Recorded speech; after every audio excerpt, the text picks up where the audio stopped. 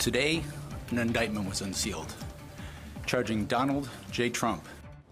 Breaking news tonight, former President Trump federally indicted on 4 counts of attempting to overturn 2020 election results.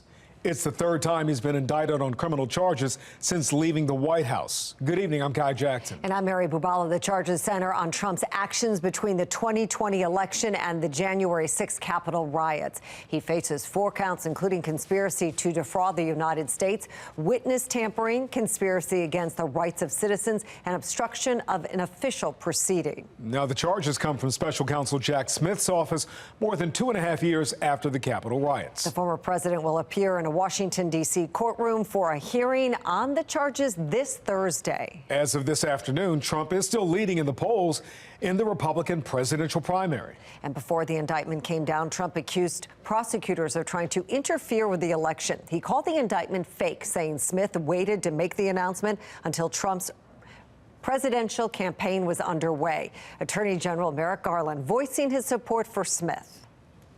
Mr. Smith and his team of experienced, principled career agents and prosecutors have followed the facts and the law wherever they lead. Maryland Congressman Andy Harris, the state's only Republican in Congress, tweeted, quote, "Indicting political opponent candidates during a presidential election is what happens in banana republics and third world countries." Chief political correspondent Scott Thuman joins us live from Capitol Hill. Scott, the legal troubles are quickly stacking up.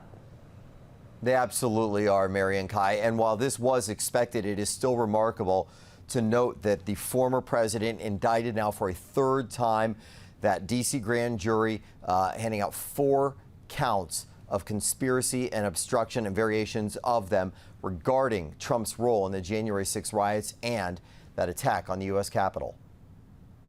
Prosecutors allege former President Trump tried to prevent the peaceful transfer of power and stay in office despite losing to Joe Biden. It was fueled by lies.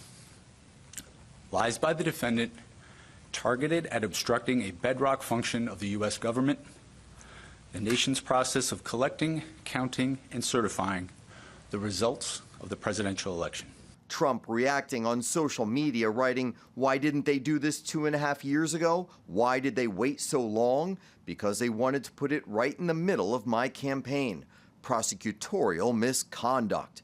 Prosecutors say Trump encouraged the mob and raised money on false claims of widespread voter fraud. You'll never take back our country with weakness. They don't have the smoking gun. I think the election was fair.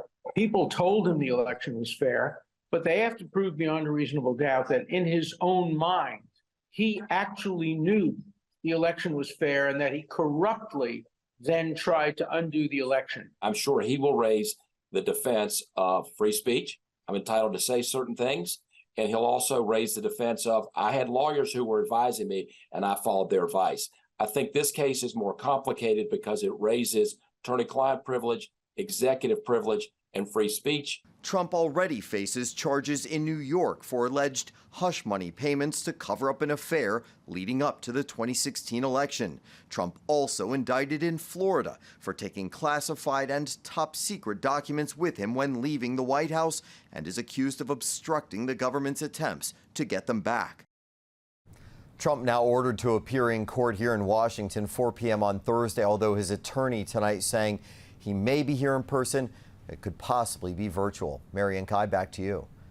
Scott Thuman reporting. Scott, thank you very much. Lawmakers on both sides of the aisle are taking to Twitter, reacting to today's indictment. Let's take a look at some of their comments coming in here. This is from Representative Steve Scalise. Let's be clear about what's happening.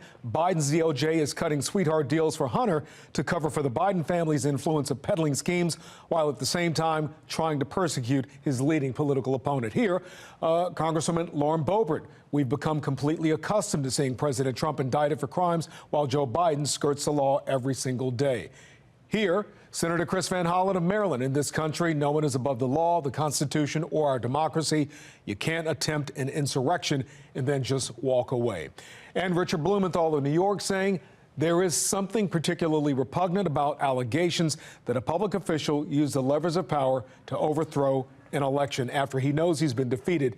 It strikes at the core of our democracy.